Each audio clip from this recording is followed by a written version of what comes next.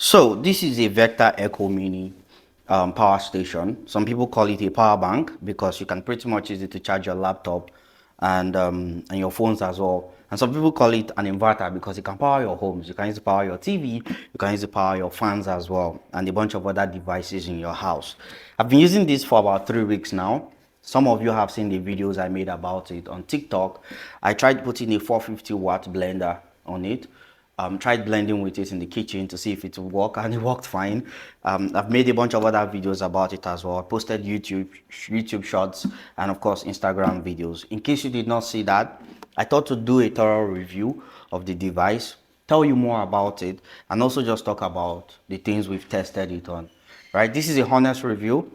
I'm trying to, as much as possible, not sugarcoat anything, and answer the questions you might have for me. If there's something I did not address or I do not address in this video for you, feel free to leave a comment here under this video, and we'll get back to you. We'll reply to your comment.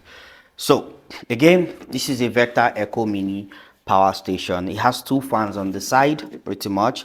It has this emergency light thing at the back, so if your power goes off and you need to just use the light, you can also use this light in the kitchen as well. On the side here you have one fan, and on this side you have another fan, which are basically cooling fans, right? And this is the front of the device.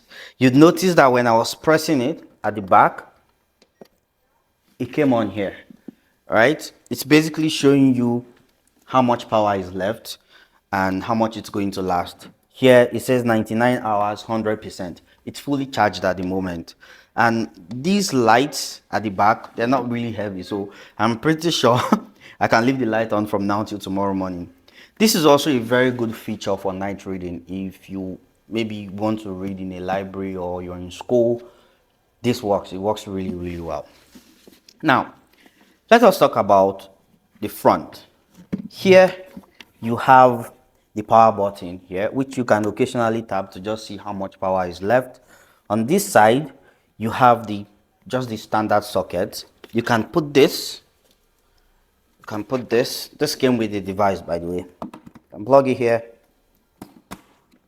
and then you plug your extension. When you hit this, it comes on, and you can pretty much plug your extension or your phone here or any device and take it from there.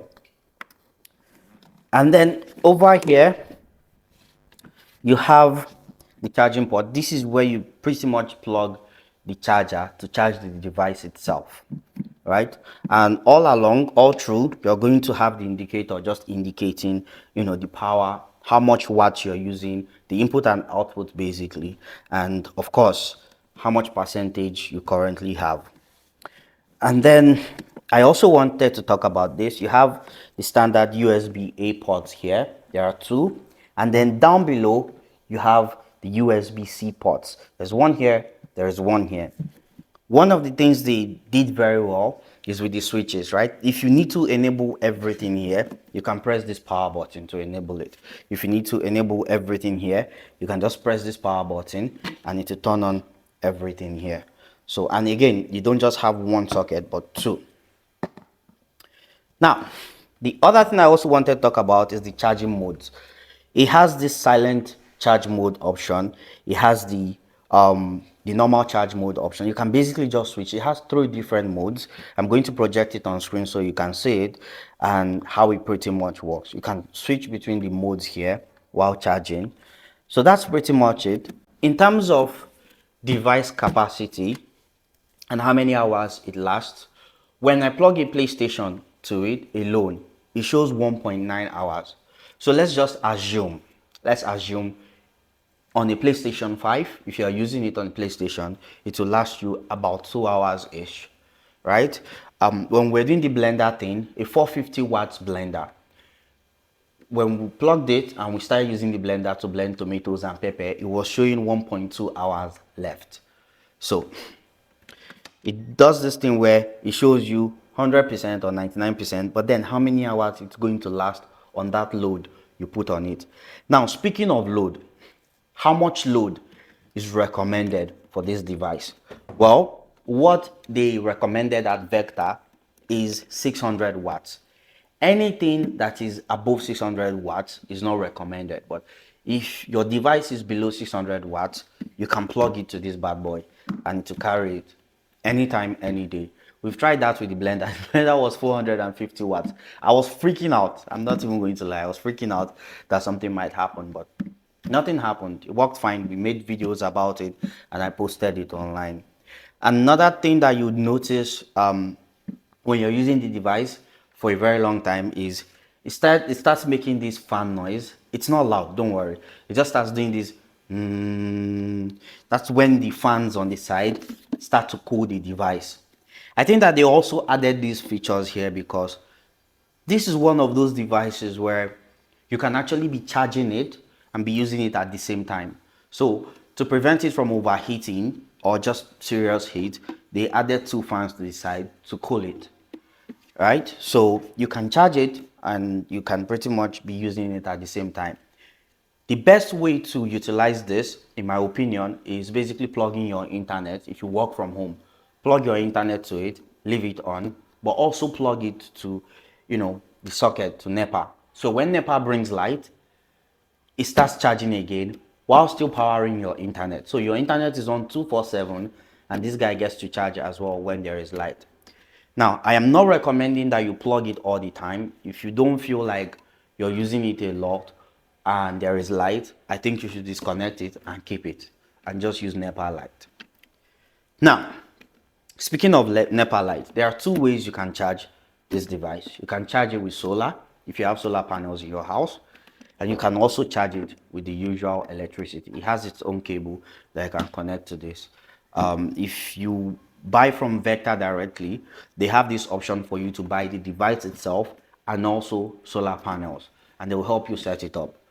And if you already have solar panels in the house, I'm going to also add the wattage, the recommended wattage, for you to basically connect your existing solar panels to it in case you want to charge it as well.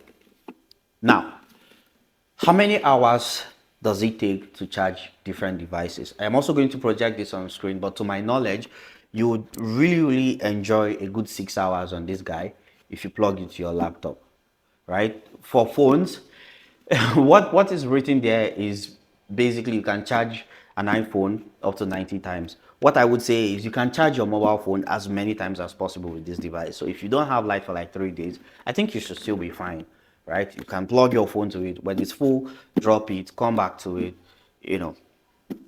So that's pretty much it. Over here, you have the car charger as well. It cannot power your car battery, but you can use your car, right, to actually charge this device as well. That's why you have this here. I think you can also use this to light a cigarette, if I recall. So I think that is also very cool. There are so many ports here. One of the things we are going to do is really zoom in so you get to see all of this and kind of like just get really acquainted with it. But yeah, this is the Vectar Eco Mini device. If you want to get yours right now, you can go to the website or just reach out to them on Instagram and use my code as well. I have a code. You just give them the code. The code is on screen and tell them that you'd like to buy, I recommended the device to you and you can buy from them. Why should you use my code? Well, there are so many benefits. One of them is the fact that you get 12-month warranty when you buy from Vectar directly.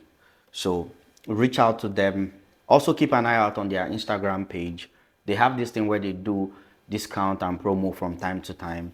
And you already know that Naira is, the value of Naira is really not so great right now. So the sooner you buy, the better. I know when it was way cheaper than it is right now. But as of now, as of the time of recording this video, this device is actually 700,000 Naira. Right? It used to be way cheaper, way cheaper. I don't know why it took me a very long time to, to tap into it. But yeah, that's the update I have for you guys. Again, don't forget to ask me any questions about this device. You can ask me, via email, or you can just leave a comment under this video. So thank you for your time and take care.